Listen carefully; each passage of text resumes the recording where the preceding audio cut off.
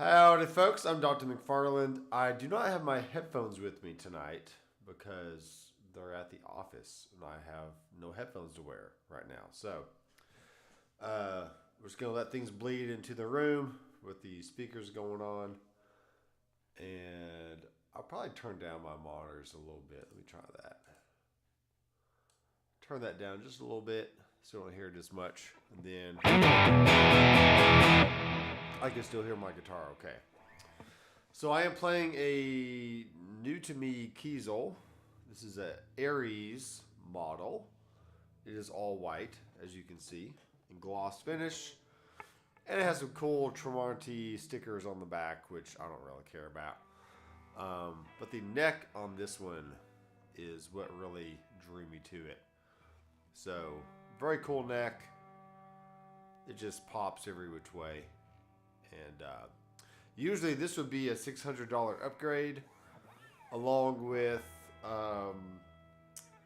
another $100 for roasted maple, and then another 100 for roasted flame maple fretboard, or maybe 150.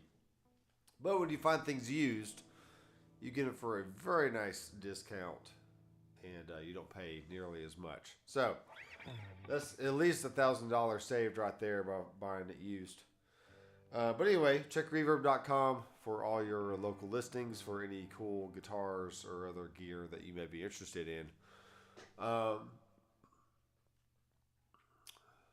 Let's see here. I'm going to turn up my microphone a little bit more. Check, check, check. 1, 2, check, check. Okay, so let me know if you can hear me okay. I'm going to turn my monitor down a little bit more as well.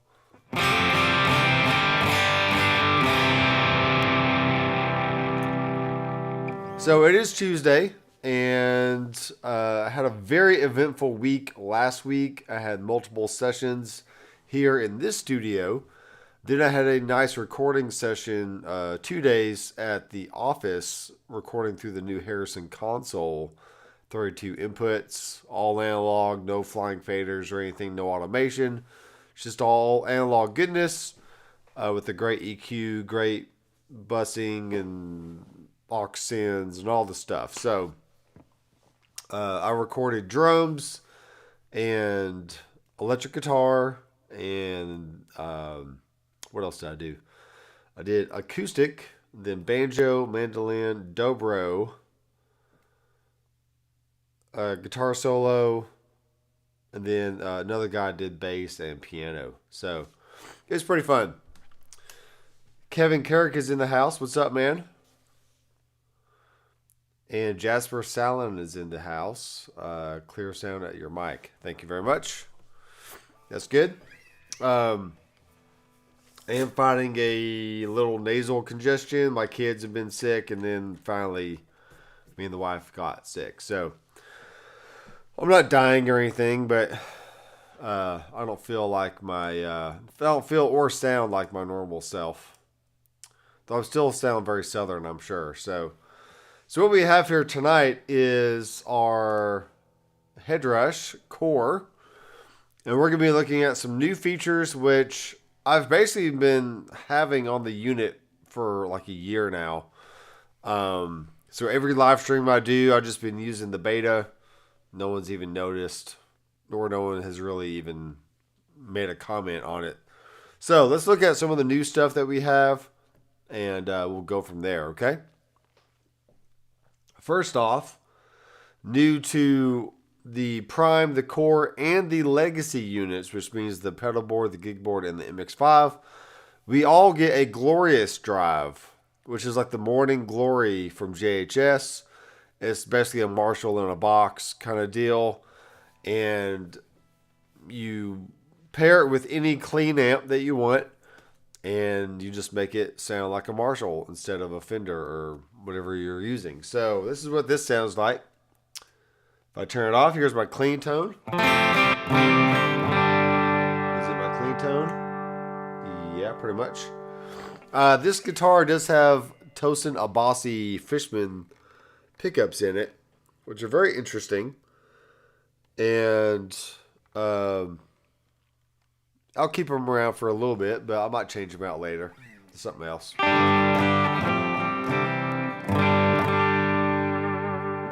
Because essentially there's a clean tone. Okay.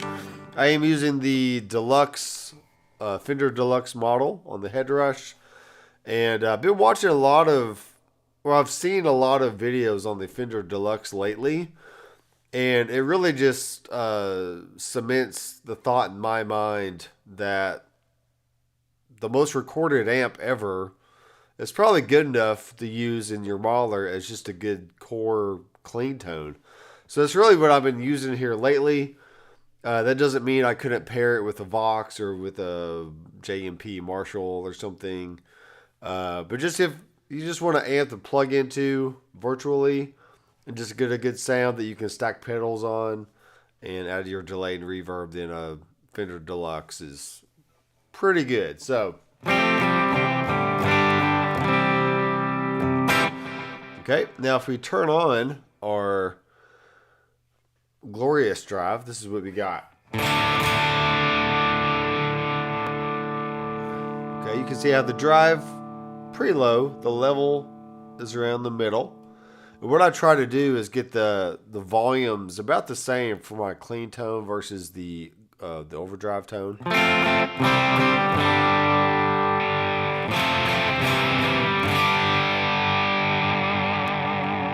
Yeah.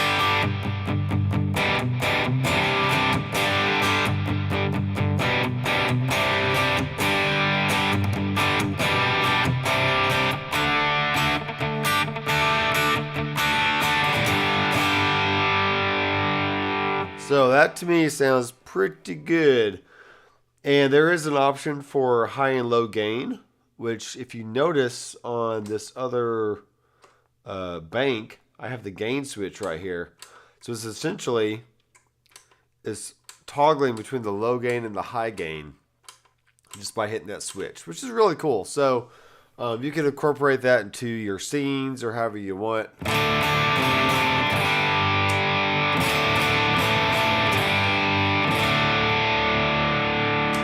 Okay, there's also a high cut on and off, so it kind of rolls off some of the some of the sizzly high end there. Okay, there's the high cut off. Here it is on.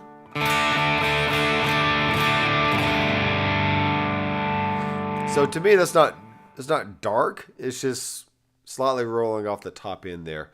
You can bring that back in with a little tone boost.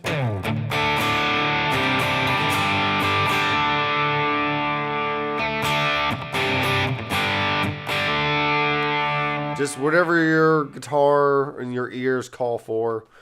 If you have a bright guitar, then maybe you don't want to have the high cut off. Maybe you want it on. If you have a dark guitar, then you probably just need it off because it's already dark and you're not getting a lot of brightness out of it. So.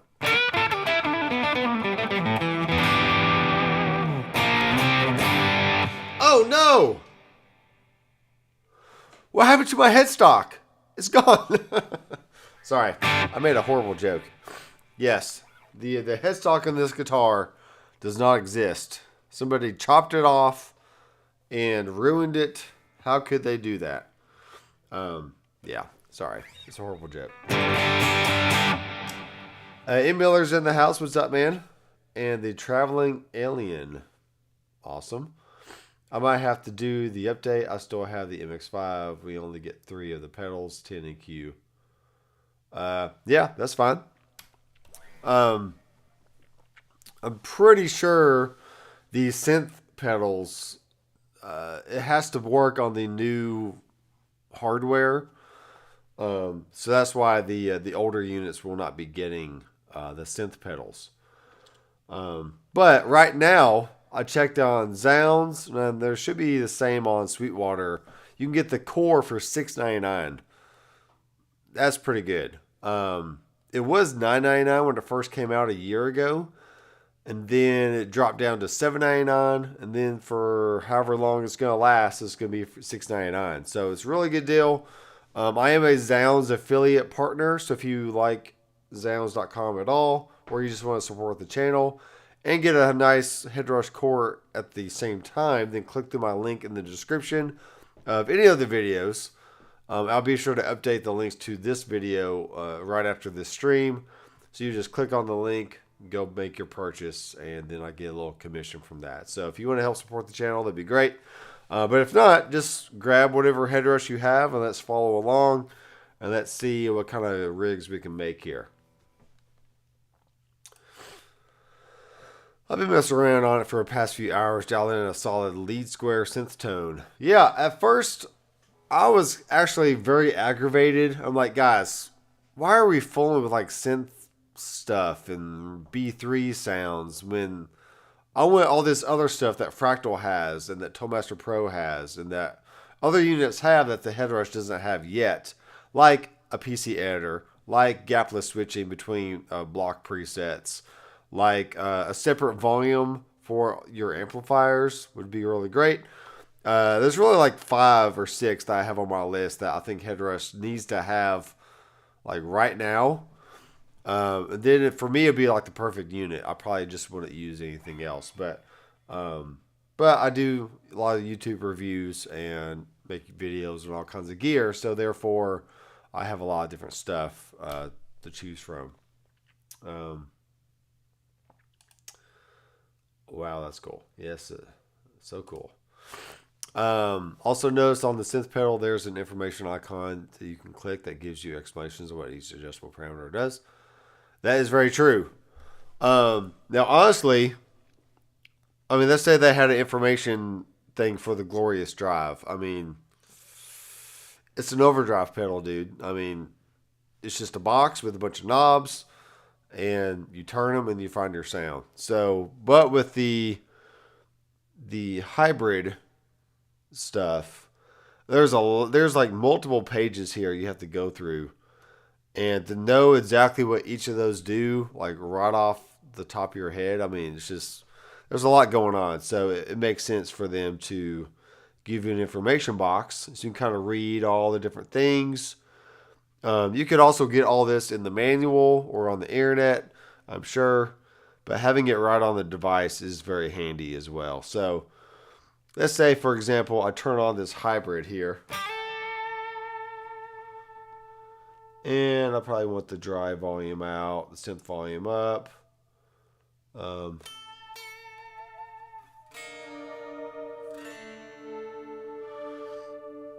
So I'm going to go find a way to boost this thing a little bit. Probably needs to be before everything.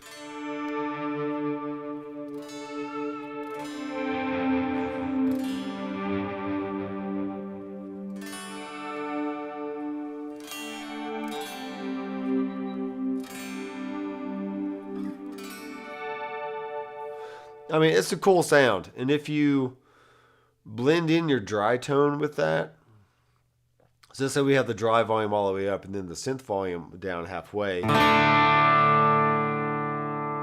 you can kind of get this blend of little synthy stuff underneath your dry sound, and it's really cool. Especially if we do a lot of wet stuff. Turn on an overdrive.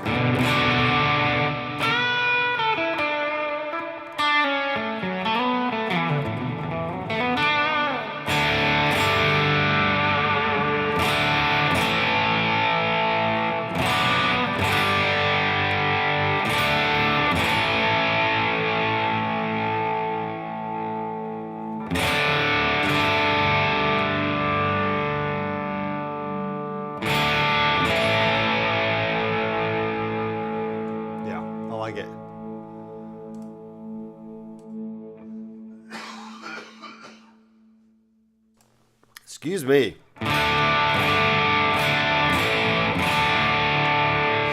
Alright, let's actually turn off that drive there.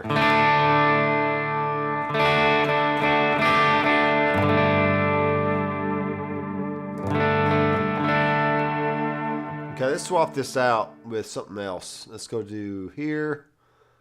and we'll do the synth. I can't believe y'all didn't see this in the last few months.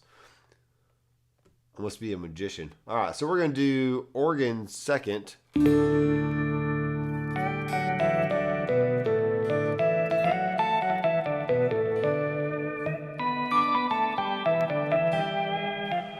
right, now let's see what we can do. The attack is already all the way down. Tracking volume.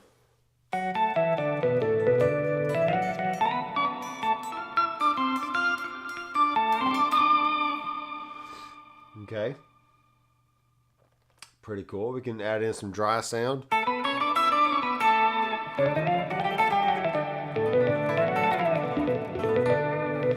Now this could be it definitely could be a way to mimic what the electro-harmonics pedals do. Maybe like the C9 and the B3 and all those kind of pedals. Maybe. I don't know if they're... Ooh, that's cool. We got drawbars in here. Look at that. Actually, I haven't messed with that one yet.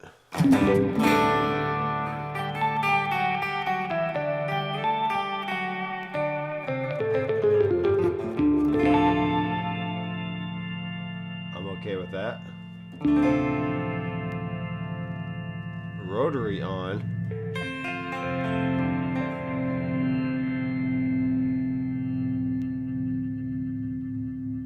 Alright, so here's the rate.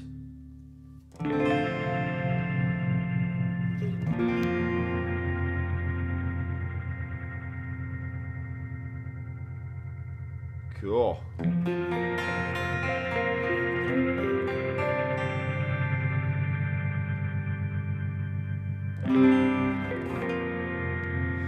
Now another thing you can do is you can go to your hardware sign, and we're going to go to this one, DB33. We're going to add the rotary move to a switch.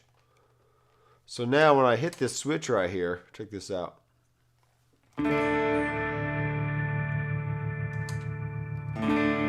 that? So I can turn on and off with the switch.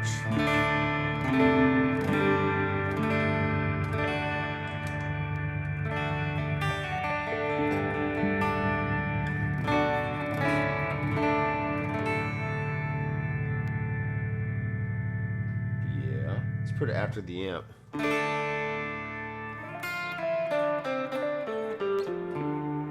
Let's put it before the amp. Drive volume down.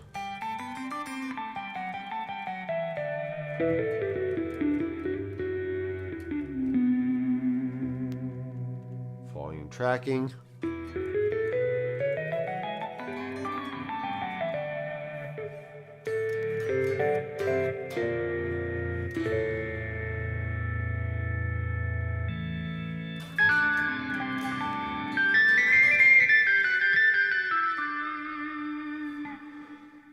Yeah, I'm really just experimenting right now. Just playing around, see what we got.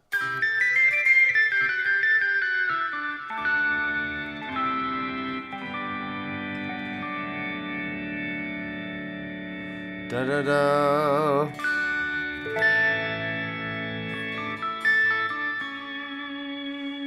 Let's take the octave back down.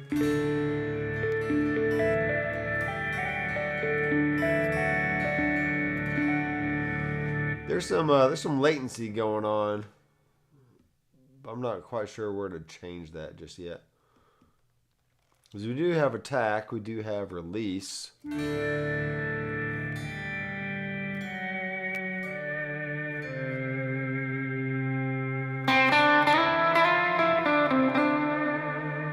Alright, so now we got our dry tone. We can turn on some overdrive.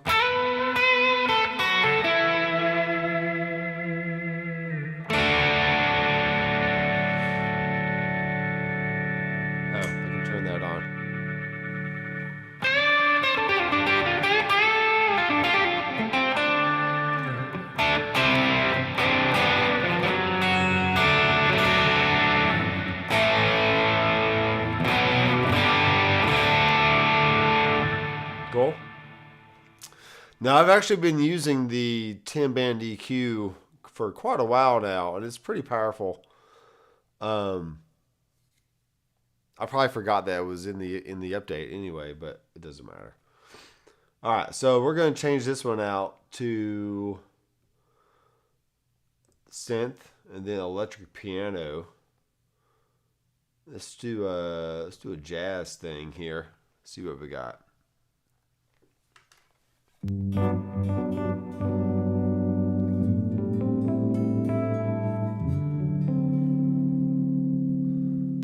the reverb down.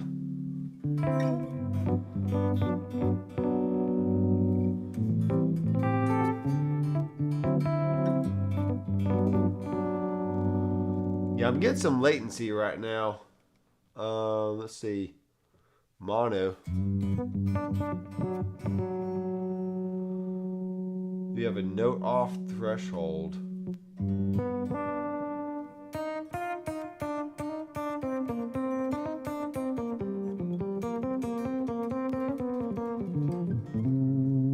Alright, so you can see when I hit the note, I'm playing a C, I'm playing a D, I'm playing an F.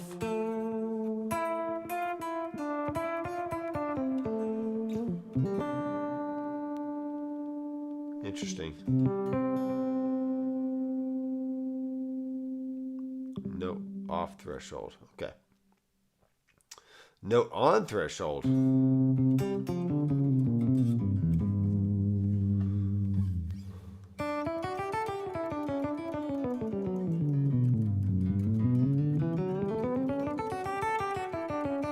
right, let's go back to poly. Okay, so you'll want to hit that information and really read up on each parameter to see what it does. But for now, it's pretty cool. So.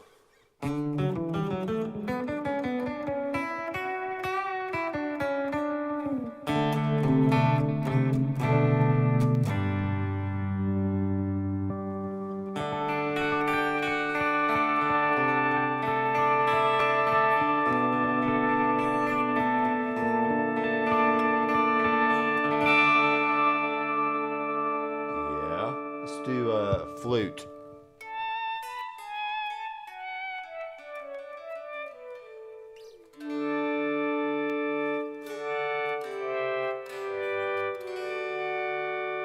Alright, so honestly, I would do it this way. I would just blend in my my main guitar sound.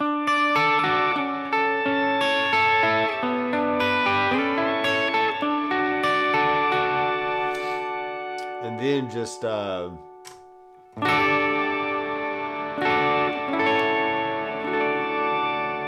would add them as textures and not just play it all by itself, but there's, you know, plenty of things to do. Oh, let's see here. I missed a few comments here. Can you do a mixed blend between the effects and the guitar sound? Yes, that's what I just did. So you do all that between your dry volume and your synth volume right there.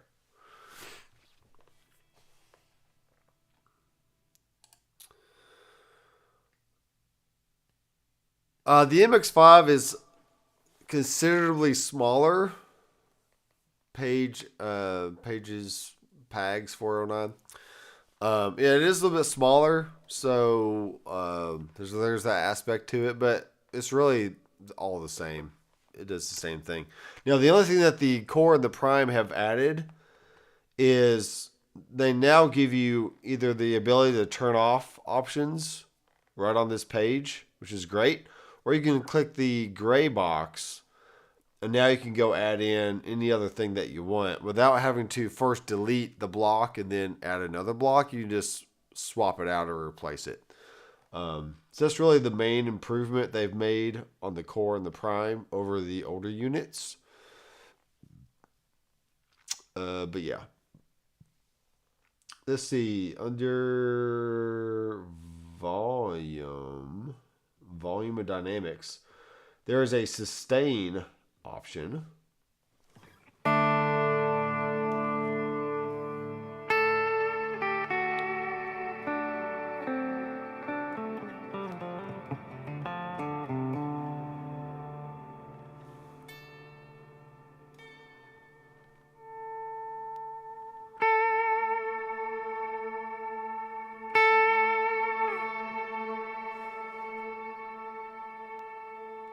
So now it sustains.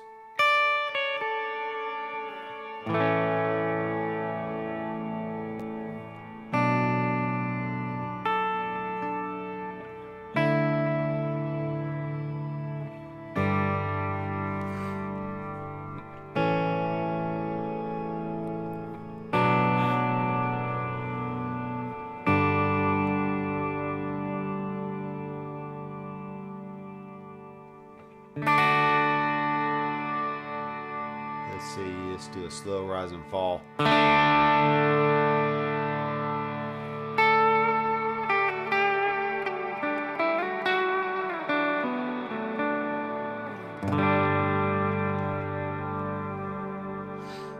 That's cool. So this one also has a an information thing there, so you can read up on it. It emulates a piano sustain pedal by generating a short micro loop and repeating it.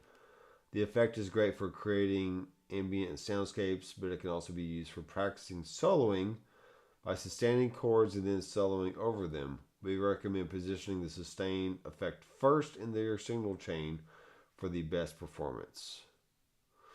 The effect is controlled by using an internal or external expression pedal. The pedal parameter of the sustain effect must be assigned to the expression pedal for this effect to work properly. If an expression pedal is unavailable, you can still assign the pedal parameter to a foot switch. To add layers of sustained audio once the desired sound is created, sweep the expression pedal in a full motion from 0 to 100.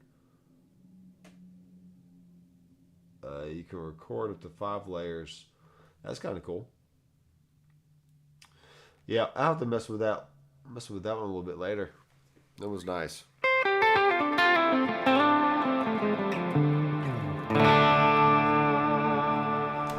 All right, let's keep reading here.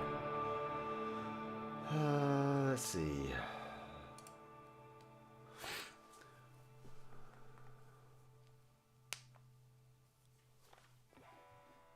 Sorry.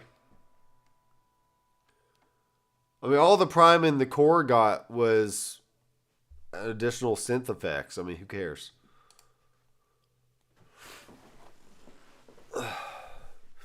Honestly, when I downloaded the beta and I saw there were synth effects in there, I was like, all right, I'll play with it, but it's not going to be my main thing I'm going to use. I'd rather have quality of life improvements, which I'll make in a separate video when I'm not so sick and sounding all nasally. But honestly, man, I mean, someone made a comment earlier about, oh yeah, I'm glad I bought my Fractal FM3 because I get like 300 amps instead of just 80. It's like, well, guess what?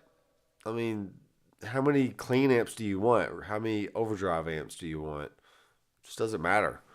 I did a recording session over the weekend, and I just used Mesa Boogie amps for everything. I had a clean tone, I had a rhythm tone, and a lead tone, and that was it. I wasn't concerned about having a Marshall for this sound, and a Mesa Boogie for this sound, and a Soldano for this sound, and it just doesn't matter. You know, pick a tone that works for you and just go with it.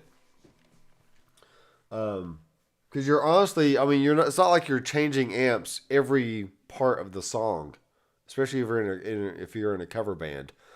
You're gonna learn the song. You're gonna learn the parts. You're gonna let your fingers do the work. And if you need a clean tone, just pick a deluxe or a twin reverb or a Vox or something. And if you need an overdrive tone, I mean, the orange options are really good. The Mesa Boogie options are really good.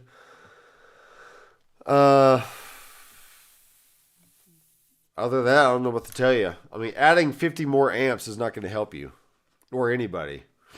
But adding some cool like quality of life improvements, like a PC editor, like a volume control on all amp blocks, gapless switching between all amp blocks or block presets. And I'll go into further what that means in a separate video. What else? Other than that, I mean, there's really maybe gain reduction meter on the compressors would be really nice, and also a blend knob or a mix knob on the compressors, so you can actually blend in your dry tone with your affected, so that way you can actually use the gray comp and not get this super squishy sound almost immediately when you turn it on, which I don't like. I like having a little bit of sustain, but mostly dry blend in there. So those are the kind of things that's going to help be more helpful than adding 50 more amplifiers that nobody needs. So there you go. That's my professional opinion on that one. I'm going to have to get a Core Prime since they went down in price. Yes, they are. The Core is $699 right now. And I haven't checked on the Prime, but maybe it went down as well. I'm not sure. As soon as I can afford, I plan on giving Microsoft to my nephew. It's nice and usable, but it's not flexible enough. Yeah, it only has 3 switches, which if you create scenes within your rig, you can have 6 scenes per rig because you can make 2 scenes per switch. So 3 times 2 is 6. But yeah, I mean, if you're looking for it to be like the end-all be-all unit, then the MX5 is not going to be your unit. But if you want to show up to like a jam session or some basic recording session and have all your rigs called up there and just choose which one you need for that certain part, and then you record it, and then you go on to another one. A guy I interviewed here recently, Corey Lynn, he used the MX5 for a legit professional country recording session, and it was great. So I'm pretty sure that Jason Roller and also what's the other guy's name? I can't remember. They both still just use the legacy pedal board unit when they play live for Alabama in stadiums. Like, they're not playing for like small little 5 people in a bar. I mean, they're playing for like thousands and thousands of people with their Headrush unit. So they can go from the stage to the studio between their pedal board and their MX5 and get all the things done that they need to get done. But yes, if you're looking for more, then there's tons of other units on the market for you. So Alex Kuhn says, I've been getting loads of latency and I don't know what to dial up or down to help with it. I just noticed that as well. I think it was the tracking volume that was doing it for me. Something like that.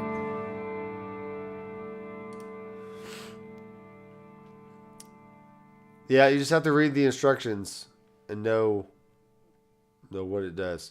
On the demo, the Headrush demo that they released today, there was no latency. So either we're doing something wrong or we just don't know how to use it yet. So don't judge anything until you know how to use it. That sounded good with the octave. Yeah.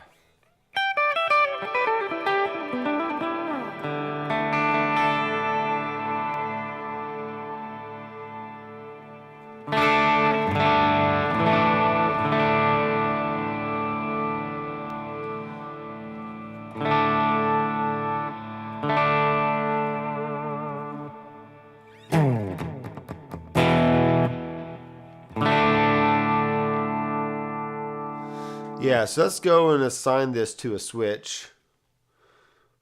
We already have the sustain right there, so let's see. No, I have to be on this one. Okay.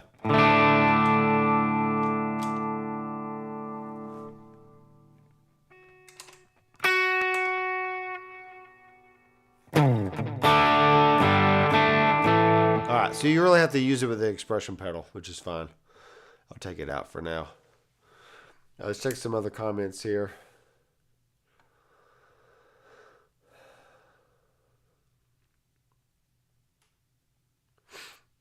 You can't hear my voice. Well, I have it up. I'm right here. Check, check, check.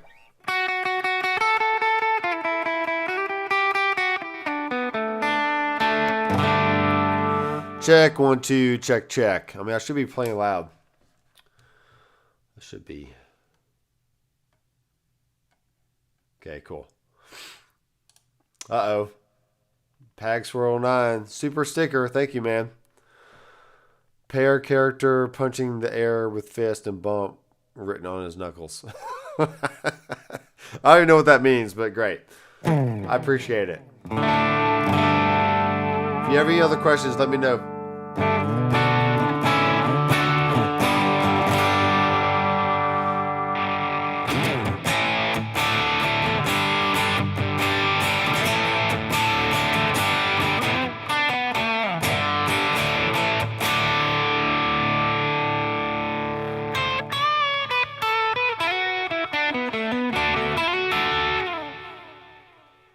All right, now, if we take this glorious drive and we boost it with our tube screamer, which we do. Oh.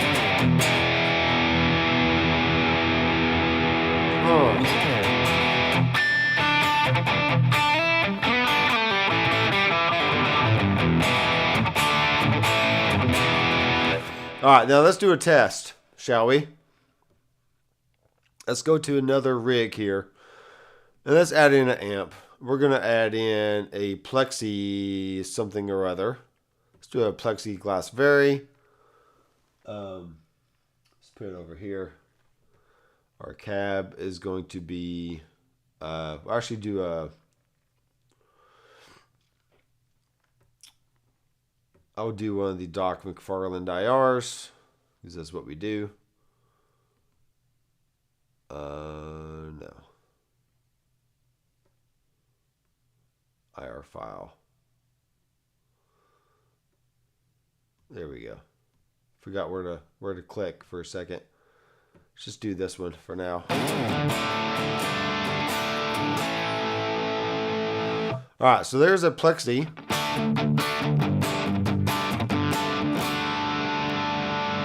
Let's make sure we check our output. Raise it up a little bit.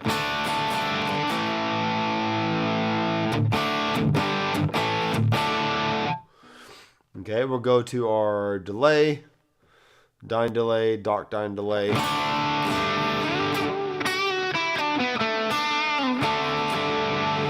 right, so this is going to be our dock plexi 2. And then, okay. So what we're going to do, we're going to show the rigs here. So 5 rigs. It's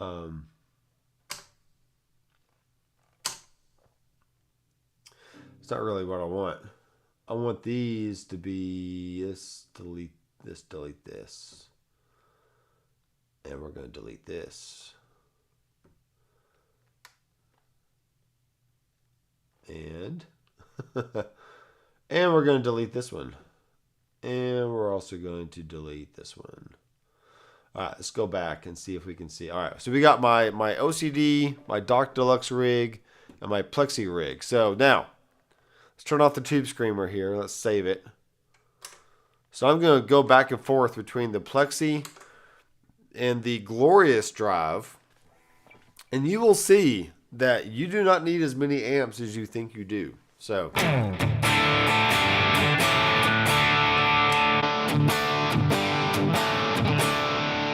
alright, slightly different sound, but it's perfectly fine.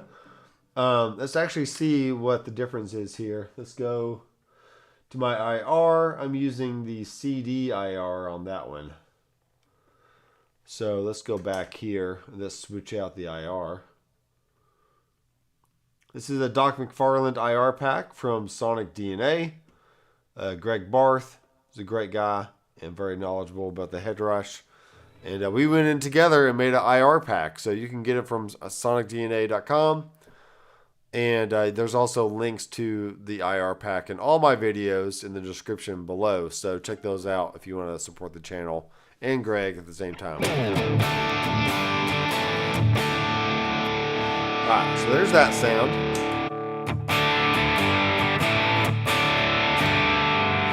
Okay, pretty close, right? Let's take the high cut on there. Let's put the tone down a little bit. Check this out, guys. Check it out. Okay, a little extra fizz on top on that plexi. But I can fix that. Let's take down the treble. Let's take the bass down. Take the mids down. Bring the presence up. So these are things that when you put them in a mix, you are not going to tell the difference between a pedal overdrive and a amp overdrive and two plexis side by side. I mean, you're just not going to tell. I mean, it doesn't really matter at that point. If it serves the song, especially if you're playing live or in the studio, it just doesn't matter. As long as it serves the song, no one's going to be listening in the audience going, oh, that's definitely a pedal overdrive right there. Or that's definitely a plexi, or that's definitely a whatever. It just doesn't matter. So I saw a rig rundown about a month ago of the guitar player for Collective Soul. He's using some like boutique-y kind of amp thing, but it's really just a pedal platform. He keeps it relatively clean, and his dirt was a full tone OCD pedal. That's where he's getting all his dirt from, is from a pedal. It's not even from the amp. So just keep that in mind when you're building your rigs. You don't have to have 50 to 100 different amp options. Just pick a good clean amp or a cleanish amp and then hit it with some pedals. You'll have all the variation that you want right there. Okay, this one's still a little bright. Let's turn the tone down.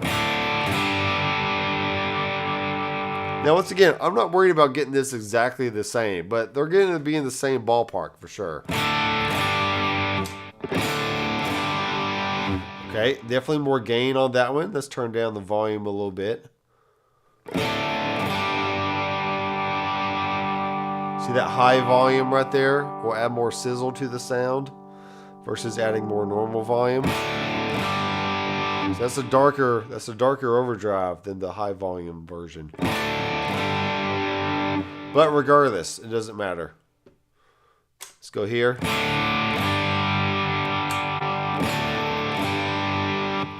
I mean, you record that into your recording software, paint them hard left and right. It's just going to make a nice sound together. You're not going to be like, oh, that was definitely better. I mean, it's definitely just a subjective opinion at that point.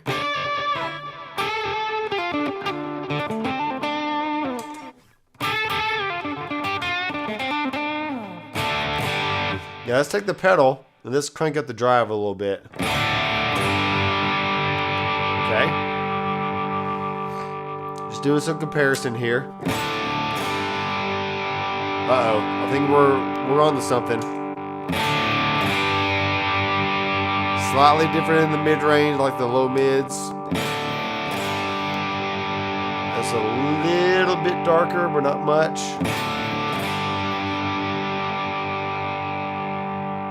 Roll the bass off.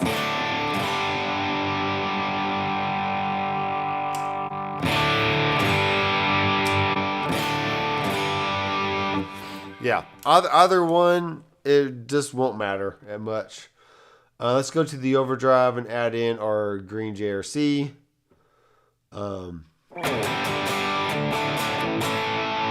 This is going to roll off some low end for us.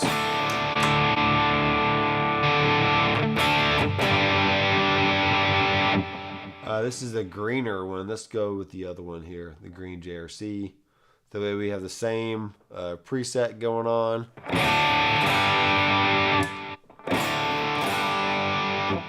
All right, there you go. Let's make sure our tails are turned on here. So the tail's on for this one. Come on. Why do I have a tail? Weird. I can't turn the tails on for some reason. It's all for that one. Save. Maybe because there's a microphone connection in there, you can't turn the tails on. I don't know. I hadn't noticed that before, but that's interesting. So this is something that you do need to pay attention to. Is we've now been given 2 additional routing options. So you have a dual path of 4x10 or a dual path of 2x12. So if you're a vocalist that really only needs maybe 2 to 4 effects for your vocals, and you want to have all those other blocks for your guitar, then they have given you that option now. I've been working with a guy doing some coaching on the Headrush, and this will definitely allow him to do a lot more within his rig. Because before he was limited with 7 and 7, and he didn't have any other options. So this is a good way to do it now. But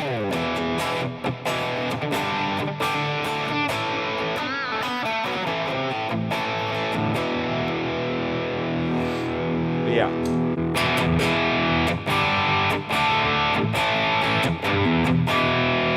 All right, so to me that sounds a little more scooped sounding.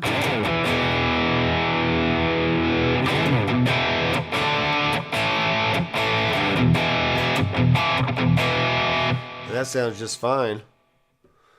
If we go here, now add in our high volume. Maybe scoop the mids a little bit.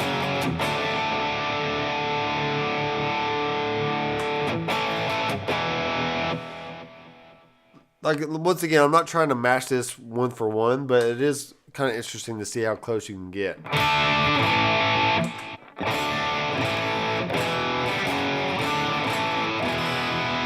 Alright, cool. I'd be perfectly happy with either one of those tones if I was recording a solo or wanting to lay down a rhythm part or just whatever.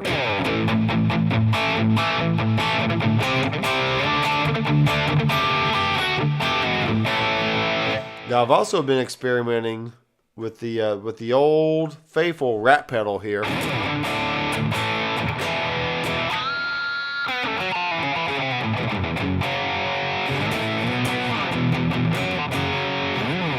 Yeah, the rat pedal is tried and true. You really can't go wrong with it. Sounds great. Gives you that classic distortion and all the stuff. So let's see. You might need to check. I mean, you might need 3 or 4 different sounds. That's about it. Yeah, that's it. You don't need 100 amps. Aaron Short says, "Did they add an iPad app yet?" No, they have not. But maybe soon. Who knows? One guitar, one tone, many great songs. Yep, I agree. I would never need 300 amps.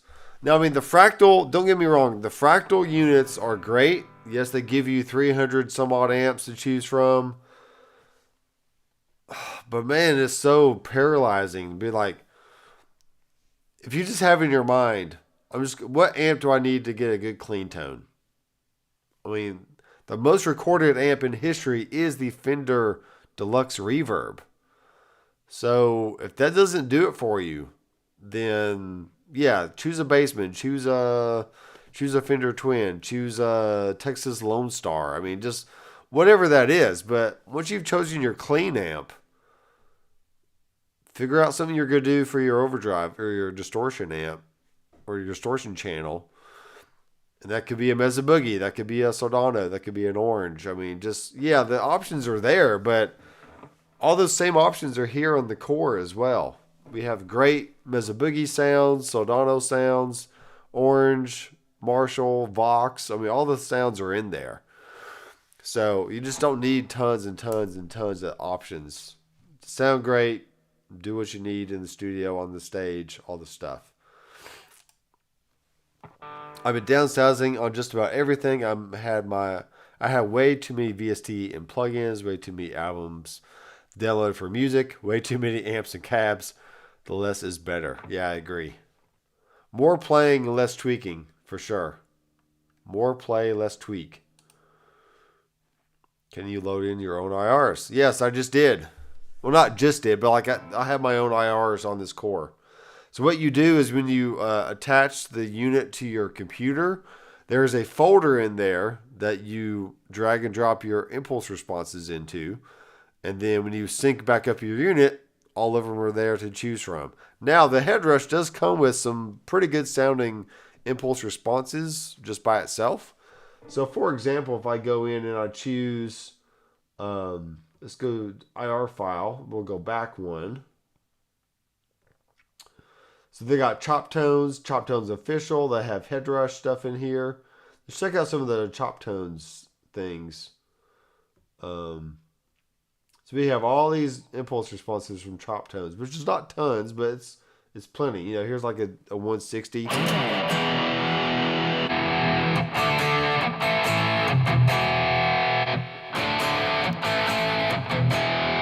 As a V30 with a 57 and a 421.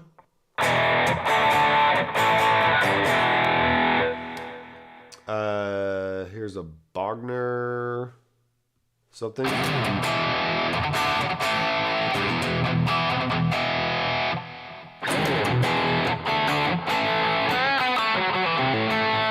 Yeah, let's just go with that one for instance. Come on, go back. I got this light shining on it and I can't really see what the screen's doing.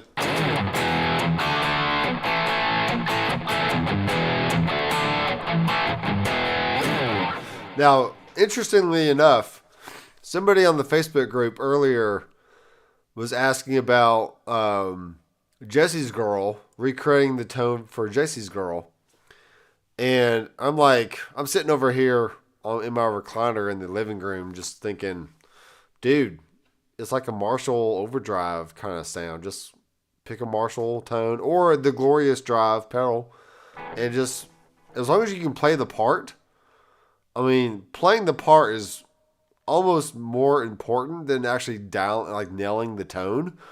Like, someone in the audience is going to be like, they're not going to think to themselves, oh, I can't listen to this band because they're not recreating the sounds of the record, like, to the T. It just doesn't make a lot of sense. So,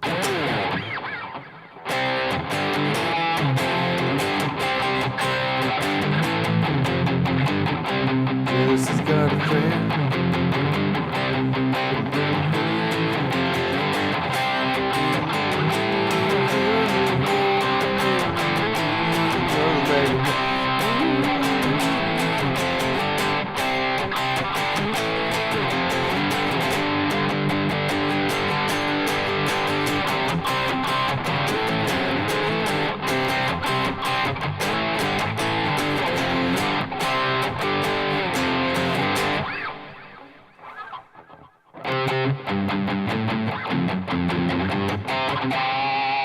Yeah, I don't play the song all that great, but that sounds pretty dang close to me.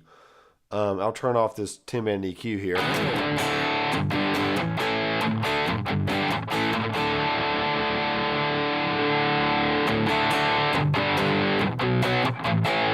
So looking at the EQ real fast, we have all these different presets. You can either store your own, or you can choose from any number of presets here. The amp shaper is really good because it kind of cuts out some mids, boosts some mid-range, upper mids, kind of cuts some highs, cuts some lows. I mean, it's just having to shake the sound a little bit there.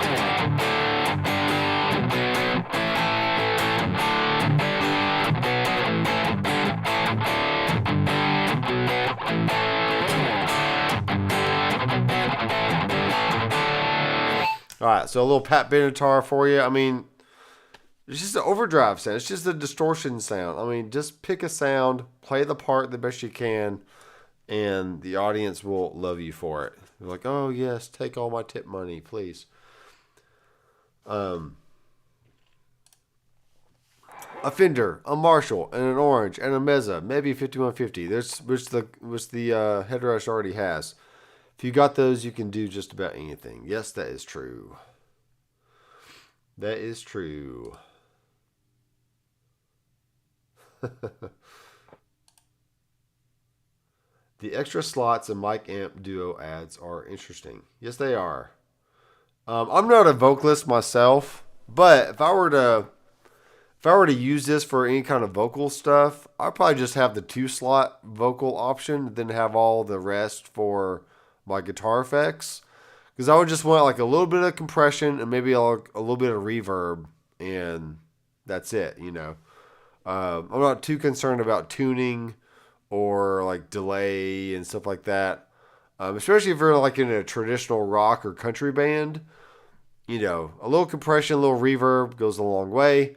If you're in an experimental or any kind of experimental band, like metal, post rock, something or other, then yeah, maybe you want some more effects on your voice, which maybe the 4-slot option would be good for you, because then you could have compression, reverb, delay, and maybe maybe you want auto tune on your voice. That should be plenty for most people. So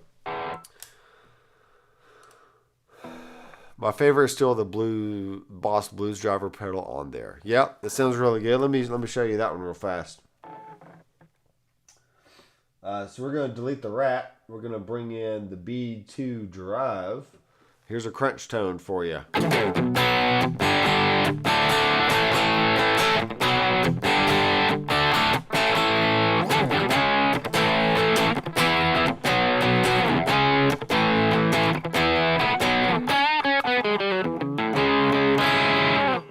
Cool. Let's put the tube screamer before that and add that in.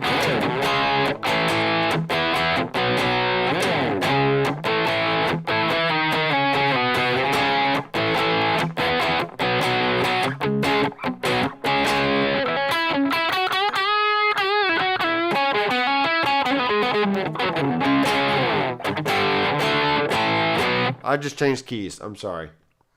Let's throw the reverb back on.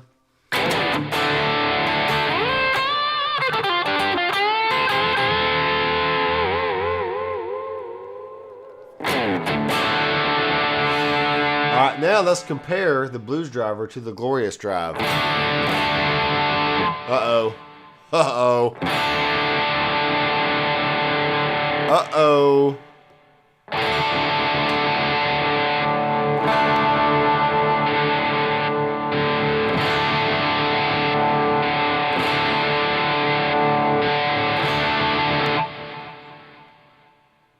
Use your ears, folks. What do you hear right there?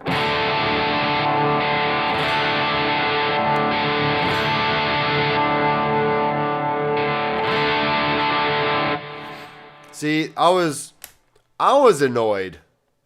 Whoever said that earlier, I was annoyed because Headrush is adding all these things that we just don't need.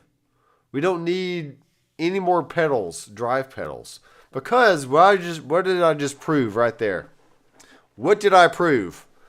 That the B2 drive, which is a Boss Blues Driver, I can make it sound identical to the Glorious drive.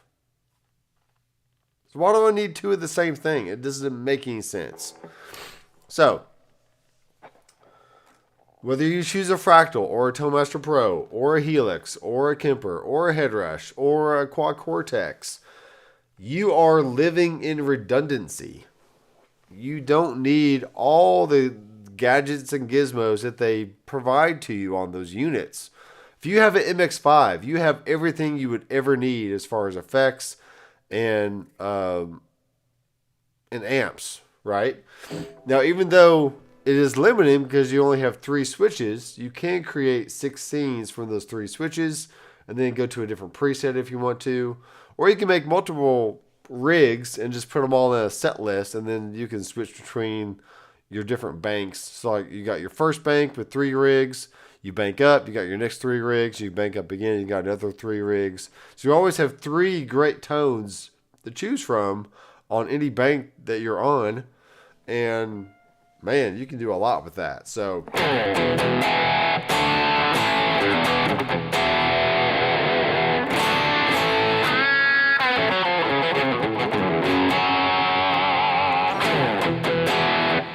going back to the Glorious drive is so glorious. Going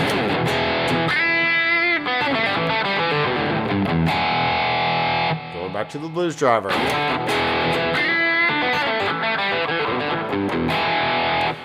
Now, is it the exact 1-for-1? Probably not, but it sounds pretty close. Pretty close.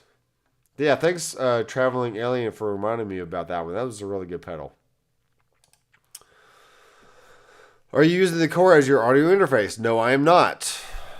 I am plugged into a an Orion Synergy core from Antelope Audio.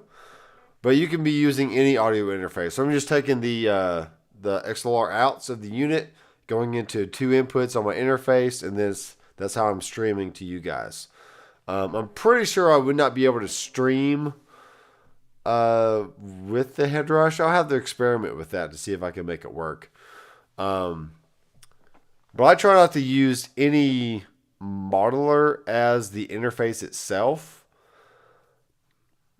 Only because I like to have more control over different volumes of like my YouTube playback, my recording software playback, so just all the things. So for my personal needs, I don't want to have like the Headrush only has 1 mic input.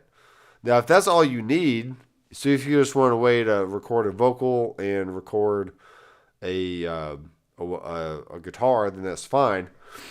And I actually used, what did I use? Did I use the Headrush? No, I used the Toemaster Pro on vacation. I used the single microphone to put it in front of my mandolin, and I recorded something with the Toemaster Pro into my computer so I could send this guy a file that he needed. But if I had my Headrush, I could have done the same thing.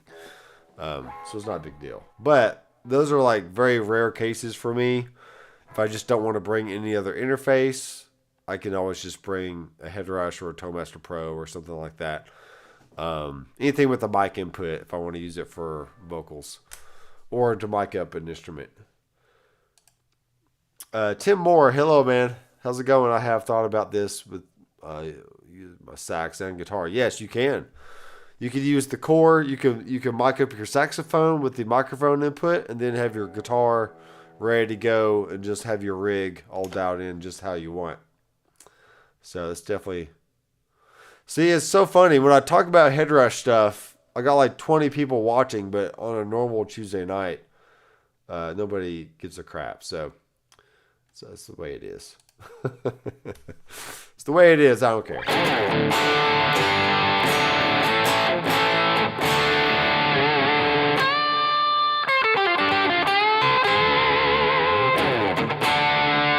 I'm going to turn off the tube screamer here. Go back to the Glorious Drive. It's the same. You can't tell. You put them in a mix, you never tell them apart. You just never would. I hear a little more gain on the Glorious Drive. Yeah, maybe you do. Maybe you do. Let's bring the gain down to like 35 or so.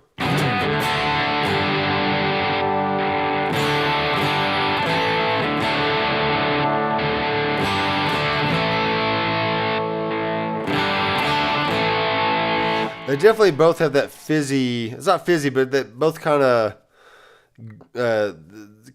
texture to the gain. It's very similar on both pedals. But I mean, you're never gonna tell. Oh, you can definitely get tons of drive out of the Blues Driver for sure. The gain's only on 25 right now.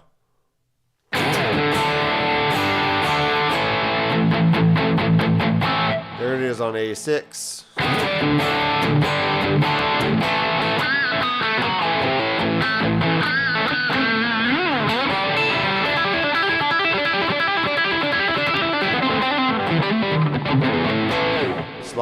Sloppy mess. That's another interesting thing you'll find about gain is once you get past like the first or second gain stage, you're not really adding a lot of more tone to the sound. You're just adding a lot more noise. So I very rarely bring my gain past 20 to 50%, somewhere in that range. Because anything past 50% of the gain knob is just noise and just a bunch of poop stuff going on. So yeah, so definitely no need to do that. Let's move these over so I can add one more drive here. I really like the Sheriff overdrive. It's just really, really good. But once again, you can get very similar sound with the other pedals. So I'm not saying this is the end all be all by any means, but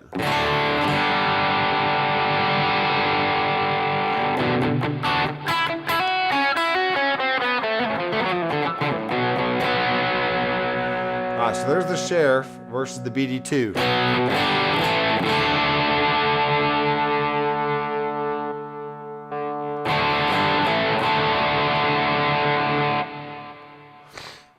Yeah, I essentially have 3 pedals that can sound exactly the same. Glorious Drive versus the Sheriff.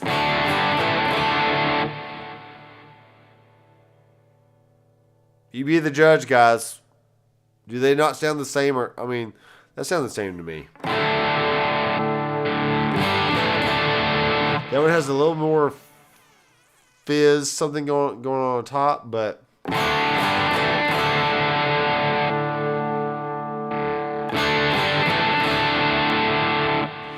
I could take any one of those to a gig or to a recording session and be just fine. Just fine.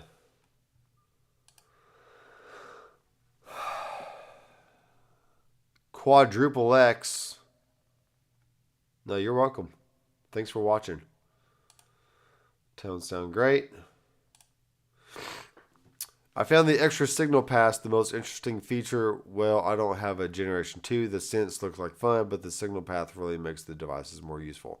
Yeah, I would agree. I'm pretty sure you still have the MX5, don't you, Dan? I think that's correct. If I remember correctly. Can you talk real quick about how you should structure your chain? Yes, I will. So for any physical pedal board or mauler for that matter, you always want to have your filter effects at the very, very front because they like to see. They don't want to see like a compressed signal or a fuzz or anything like that. You want your true guitar signal going into the filter, whether that's a wall pedal or any kind of auto wall, Qtron, stuff like that. Okay. Now after that could be your compressor, and then if you got a tuner on your physical board or something, you can use that. So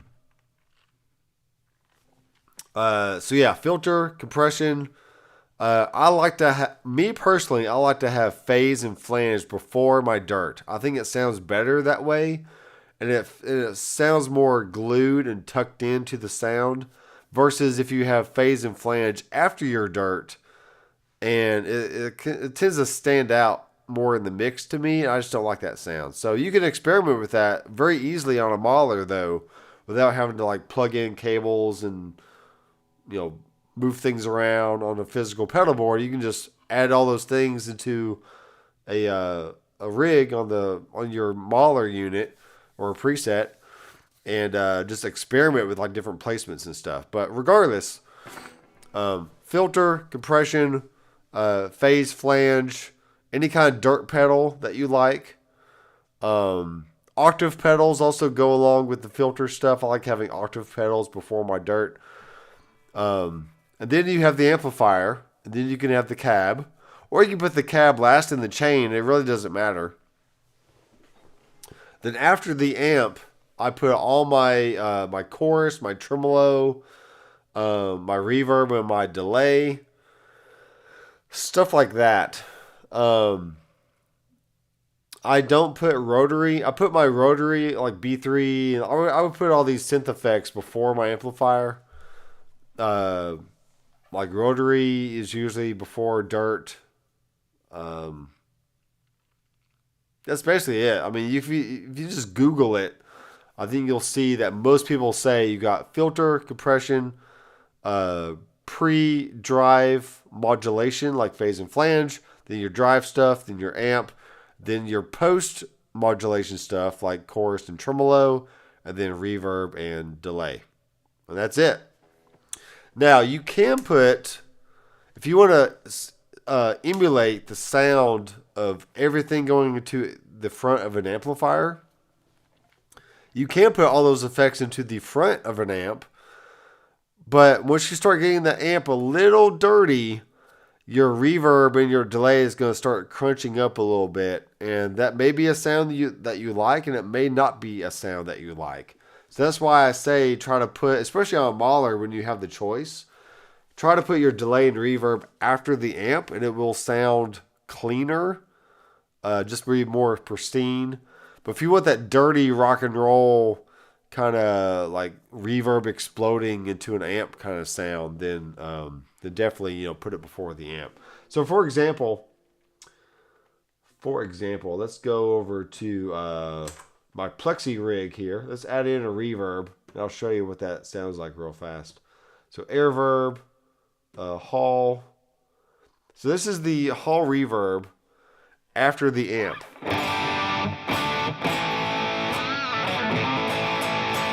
Okay, here's the Hall reverb before the amp.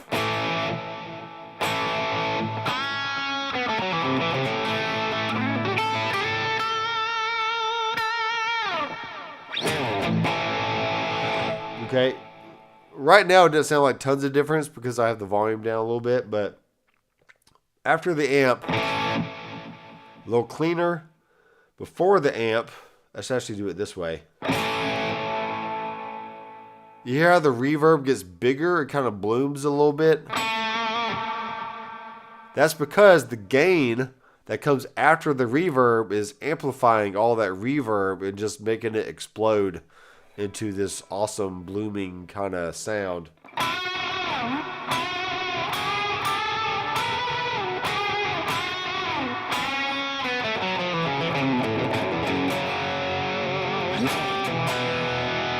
Versus after the amp.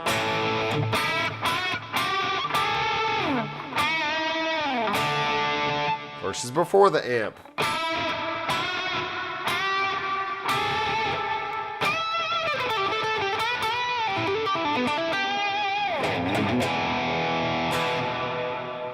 So, let's do the delay before the amp as well.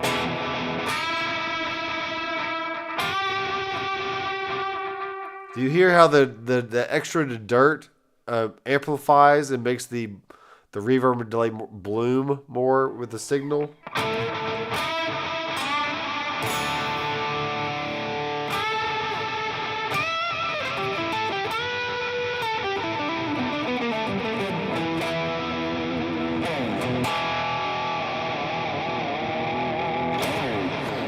Now, this is why I can play any instrument because I understand the language of music. Also, this is why I can use any Mahler on the market because I understand the language of what the modeling world does for you. Is it provides all the elements that you would usually have in a physical realm on your screen or in a menu or something like that. So applying the same principles that I would with a physical amp and a physical pedal board is just easily transferred over to the modeling world. And that's why I can use a Fractal and a Tonemaster Pro and a Headrush and a Kemper and a Helix and a Quad Cortex and Ampero, whatever. I mean, there's all the ones on the unit on the market. If you put it in my hands, give me about 5 minutes, I'll dial in a sound that I could use for the studio, for the stage, and not bat an eye and be like, yeah, that sounds good. Let's go with it, So that's just the way it is. The more you know. Luigra from the Dominican Republic. What's up, man? I love you too. From here, right in my heart.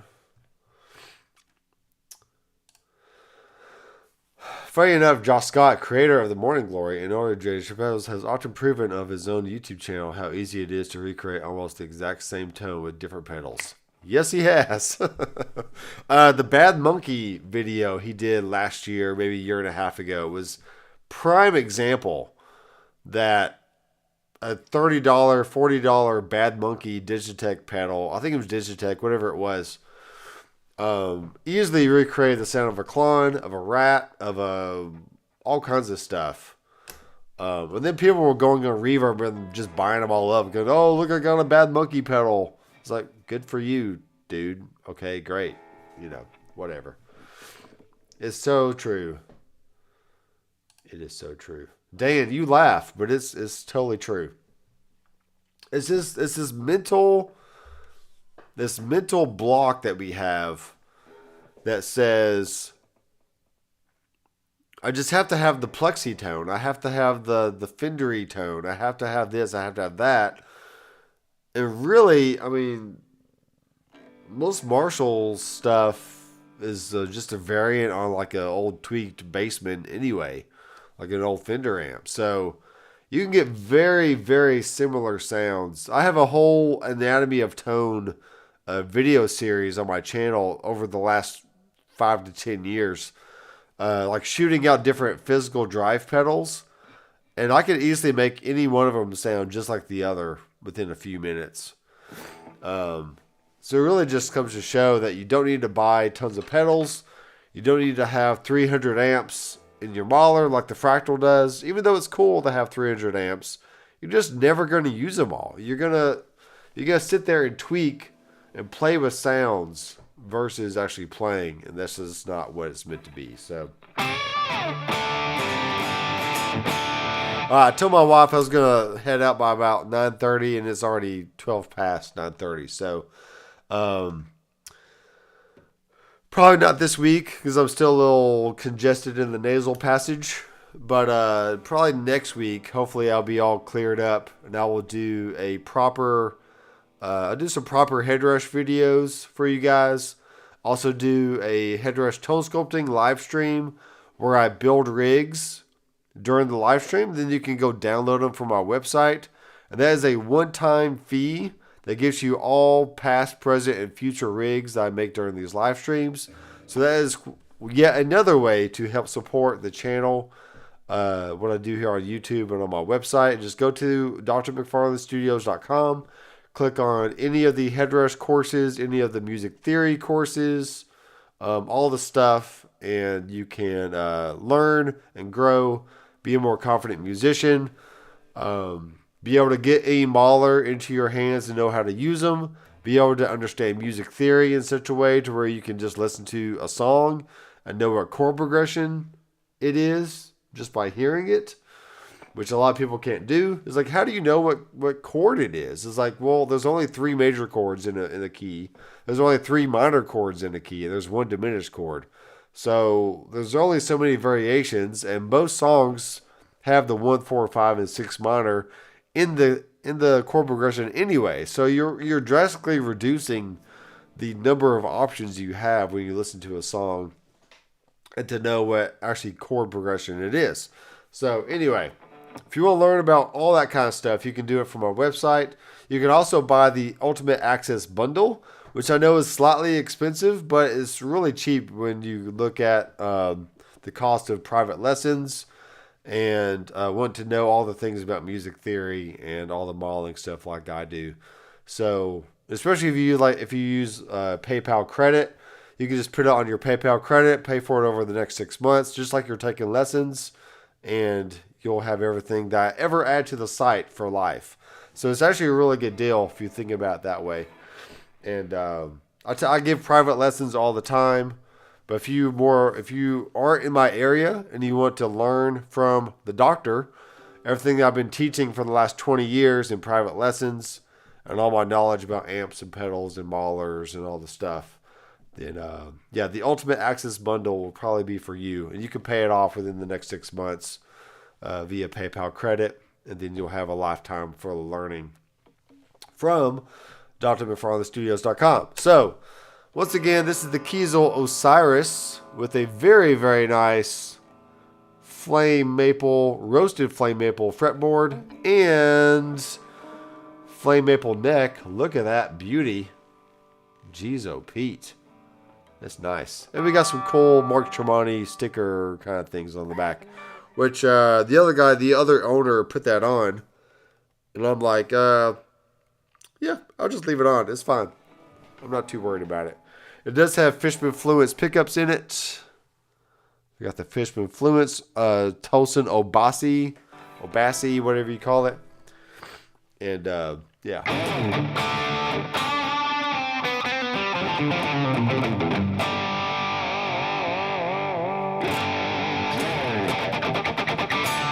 The other thing I will leave you with is this. I will leave you with this thought.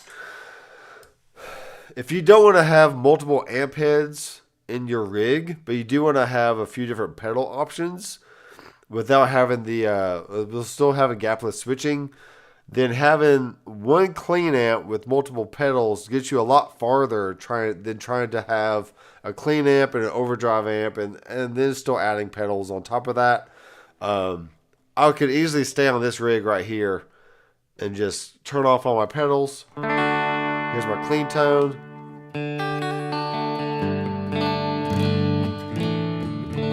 Right? Then maybe I kick in the Sheriff.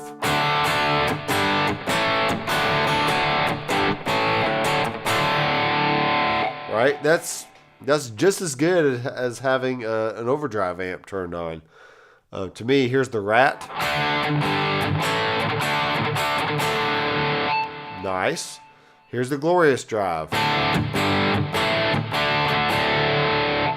Here's the Blues Driver. Sounds exactly the same.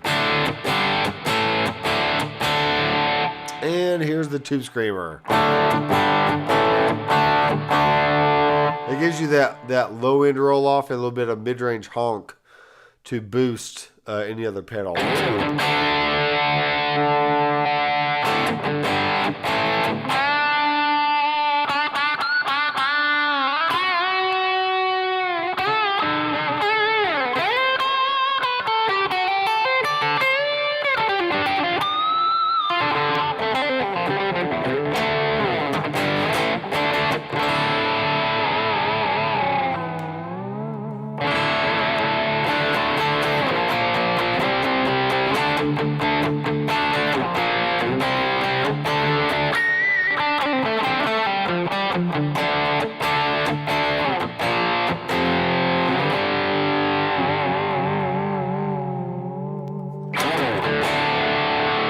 All right, guys. That sounds good. That sounds really good. Thanks, Tim. Thanks, Dan. Thanks, Derek. Yes, Derek P. Thanks for watching. Luigra, Alex, XXX, Traveling Alien, Tim Moore once again, the Moon Band 4. Thank you. Aaron Short, Andrew Collins, thank you, Pags409 for the super sticker thingamajigger. Appreciate it. Nicholas, that's annoyed by not having as many amps. I'm sorry, Nicholas. You just have to get over it. M. Miller, Dwight Bailey, Jesper, and Kevin. All right. Thanks, guys, for watching. I'm going to go take some medicine and then go to bed. Try to get better by next week, and then I'll crank out some videos for you. So, all right, guys. Thanks for watching. I am Dr. McFarland. I'll see you in the next video. Please subscribe. Click the bell. Give you a thumbs up. Check the links in the description for affiliate links and drmcfarlandstudios.com and Sonic DNA IRs. And have a good night.